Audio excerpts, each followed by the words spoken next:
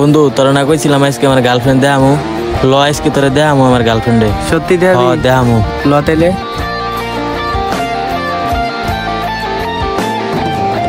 ওই দেখ আমার গার্লফ্রেন্ড। তাহলে ল আমার গার্লফ্রেন্ডের লগে তোর পরিচয় করাই দেই। ঠিক আছে ল।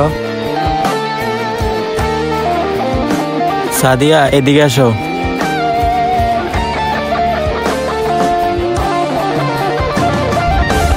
তুমি আমার কখনো ছেড়ে যাবে না তো? আরে কি বলো, সত্যি?